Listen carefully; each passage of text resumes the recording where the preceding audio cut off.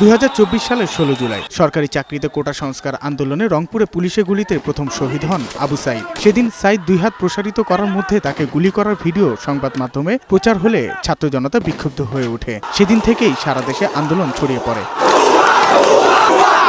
তৎকালীন সরকার পতনের আন্দোলনে সরকারি হিসাবে 850 মতো মানুষের মৃত্যু হয়েছে। এসব ঘটনায় পতিত সরকারের নেতৃত্বে থাকা সদস্য, আইন শৃঙ্খলা রক্ষাকারী বাহিনীর শীর্ষকর্তা এবং মাঠ পর্যায়ে যাদের বিরুদ্ধে গুলি করার অভিযোগে আবু সাইদের পরিবার হত্যার বিচার চেয়ে গত 13 জানুয়ারি আন্তর্জাতিক অপরাধ ট্রাইব্যুনালে আনুষ্ঠানিক অভিযোগ দেয়। প্রায় 6 মাস তদন্ত শেষে 30 জনকে আসামি করে প্রতিবেদন দেয় বিশেষ আদালতের তদন্ত সংস্থা।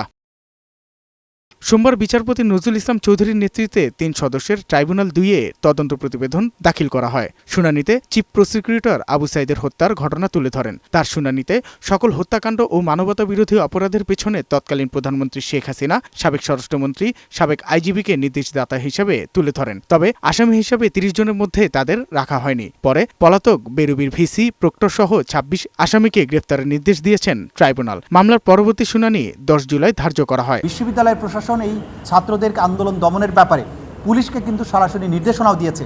সরকারের পাশাপাশি বিশ্ববিদ্যালয়ের ভিসি সহ বিশ্ববিদ্যালয়ের প্রশাসন, ওই সময়ের প্রশাসন যারা ছিল, তারা সরাসরি পুলিশকে উস্কানি দেওয়া, নির্দেশ দেওয়ার কাজটা করেছে এবং তারা যেহেতু সুপিরিয়র অবস্থানে থেকে এটা করেছে, সেজন্য সুপিরিয়র রেসপন্সিবিলিটি বিশ্ববিদ্যালয়ের যারা ঊর্ধ্বতন কর্তা ব্যক্তি, যারা এই মামলার আসামি, তাদেরকেও এই দায়ে দায়ী করা হয়েছে। তবে মূল দায়টা হচ্ছে সরকারের, শেখ হাসিনা থেকে শুরু করে পরবর্তী পুলিশ অফিসারদের। অন্য মামলায় কারাগারে থাকা 4 আসামি পুলিশ কর্মকর্তা আমির হোসেন, কনস্টেবল সুজন চন্দ্র, বেরুবির সাবেক প্রক্টর শরীফুল ইসলাম ও বিশ্ববিদ্যালয় শাখা ছাত্রলীগের সাধারণ সম্পাদক ইমরান চৌধুরীকে এই মামলায় গ্রেফতার দেখানো হয়েছে। চিফ প্রসিকিউটর জানান, ট্রাইব্যুনালে বিচার কাজ চলবে তার নিজস্ব গতিতে।